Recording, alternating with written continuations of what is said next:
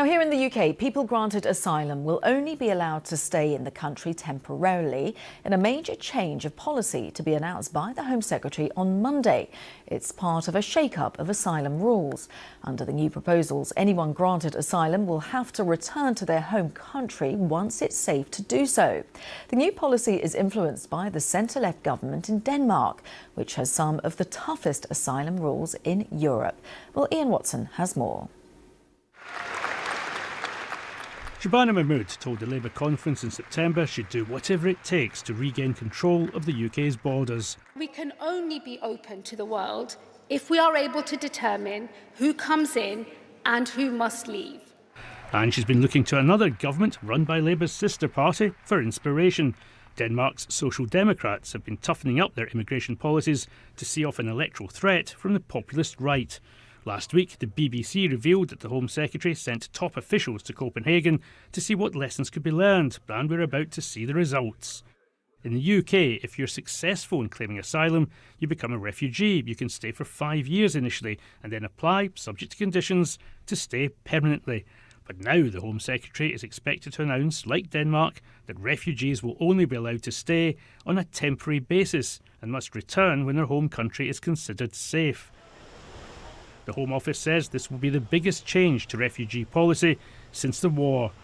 This is how those who represent refugees reacted.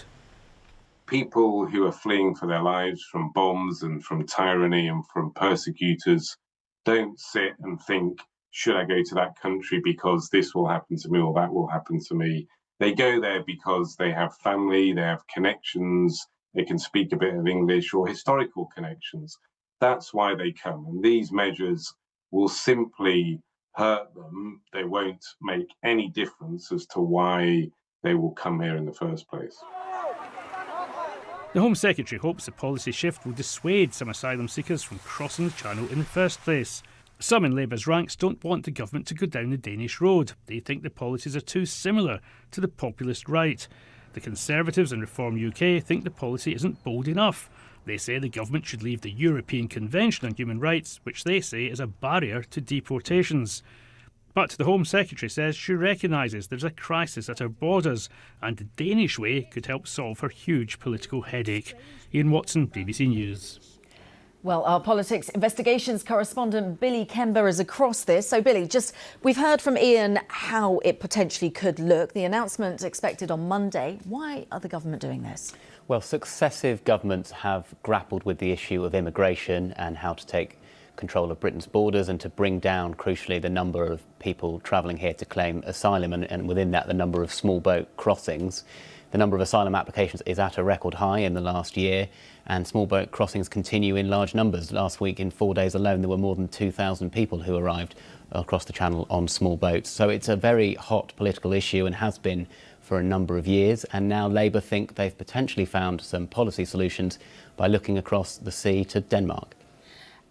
And in terms of the political reaction to this, of course, the Conservatives Reform, they want to strengthen these laws very much. But within the Labour Party, there is some opposition. There's pressure from the left of the Labour Party in opposition really to what's coming from the right, these sort of buffeting political forces that the government has to grapple with. Those on the left who say that this is an electoral dead end, that this isn't a moral decision to make, and that Labour risks shipping support to the Greens and to the Lib Dems on this issue. I think there are big questions too about whether this policy will work. Now, Labour will point to what's happened in Denmark, where asylum applications are at a 40-year low if you exclude the coronavirus pandemic, but the number of people who've actually been had their application accepted and then have had it subsequently overturned because where they've come from has then been deemed to be safe is quite low. It's in the low dozens for each year. And do we understand, just briefly if you would, will this impact people who are applying now, or is it newcomers?